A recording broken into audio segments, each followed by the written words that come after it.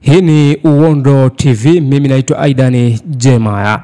Kocha msaidizi wa Simba Sports Club Suleiman Matola leo tarehe 7 mwezi wa 11 2025 jijini Dar es Salaam ameelezea hali ya kikosi kuelekea mchezo wa ligi kuu Tanzania bara JKT Tanzania dhidi ya Simba Sports Club. Mchezo huo utapigwa tarehe 8 mwezi wa 11 2025 katika uwanja wa Isamio jijini Dar es Salaam kuanzia majira ya saa 1 kamili usiku. Katika upande mwingine, mchezaji wa zamani wa JKT Tanzania kwa Simba Sports Club Wilson Nangu ameelezea kuwa mchezo huo lazima Simba Sports Club ipate ushindi. Cha kwanza tunaanza na kumshukuru Mwenyezi Mungu kwa kweli tupo salama. Amekwenda vizuri baada ya kuwa ligi imesimama, lakini baada ya kupata taarifa kwamba ligi inatakiwa endelee haraka sana, tuliweza kuanza maandalizi kwa ajili ya mchezo wetu wa kesho dhidi ya JKT. Najua haitakuwa mechi rahisi, hakuna mechi rahisi kati ya Simba na JKT. JKT ni timu ambayo huwa inatupa game ngumu sana, hasa tunapokutana nao na tunapokuwa katika uwanja wao wa nyumbani. Huaga mechi ni ngumu sana, lakini tumejipanga pamoja na ugumu wao, ubora wao wa kikosi na uzuri wao, tuhakikishe tunapata matokeo kwenye mchezo wa kesho, kwa sababu ni mechi muhimu kwetu sisi.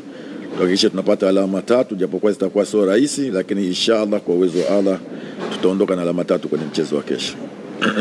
Siku zote kama nilivyokuambia awali, JKT ni watu ambao wanatupa game ngumu sana tunapokutana nao. Kwa hiyo nafikiri ni mechi nyingine ambayo tunakutana nao kesho.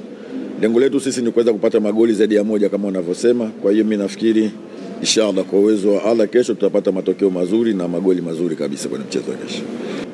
Lengo ni kupata matokeo na kuhakikisha tunafunga na tusifunge. Kwa hiyo tutaingia kwa tahadhari kubwa sana kuhakikisha tupate magoli, lakini tusiweze kuruhusu magoli. Kwa hiyo tutaingia kwa tahadhari na kuhakikisha tunapata matokeo katika mchezo wa kesho.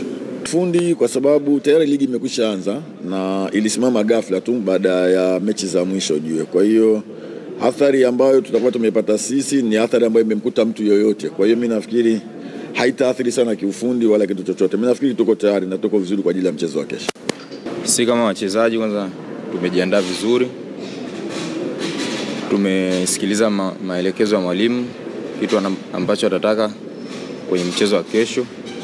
Tunajua mechi itakuwa rahisi, JKT ni timu nzuri, lakini tutahakikisha tunapambana ili tupate matokeo ya pointi 3. Kikubwa kama nilivyosema, cha kwanza lazima tufuate maelekezo ya mwalimu. Cha pili, na furaha kwenda kucheza katika ardhi yangu ambayo nilicheza kabla, lakini yote ni kuipambania timu yangu ya Simba kesho tupate pointi 3. Kwa hiyo tutafuata maelekezo ya mwalimu ili turahisishie kazi kesho.